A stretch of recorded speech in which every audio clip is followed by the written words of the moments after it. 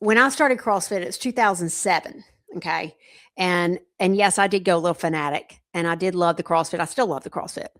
And I went to the CrossFit gym with basically these same people.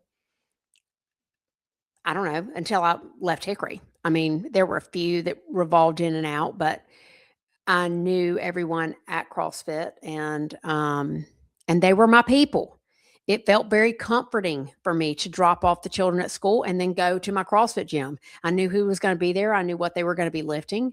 I knew how much they were going to be lifting. I knew if they were stronger than me or weaker than me. I knew if they were faster than me or slower than me. I knew if they had a better engine or bigger muscles. I knew if I was going to beat them constantly or lose to them constantly. And I knew like on what workout, like I knew a lot about these people. And I knew some about their life, how many kids they had, maybe about where they lived in town, where their kids went to school, what they did for a living. I knew some details about these people. Okay. And I loved them.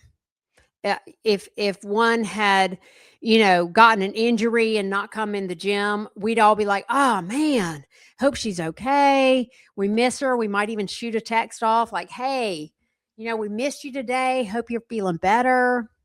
That kind of relationship. And it was a great relationship to have. I loved that community. It was a very specifically bonded community. And in 2019, which would be 12 years after I started CrossFit, my dad died.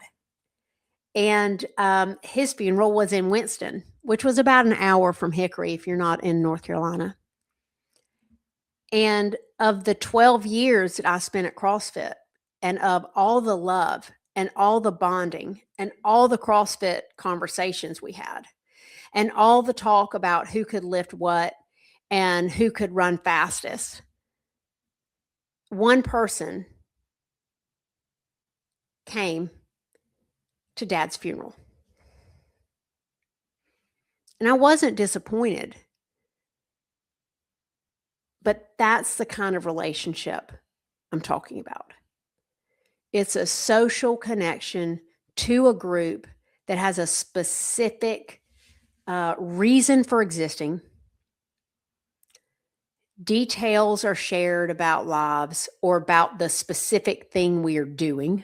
Details might be shared about how that one person is changing their serve or how the one person is like rehabilitating their shoulder or right. It's a very specific connection and it exists inside those boundaries.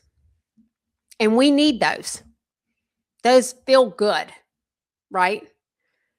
There are hobbies, there are passions, but they may or may not come to your daddy's funeral. That is a different type of relationship.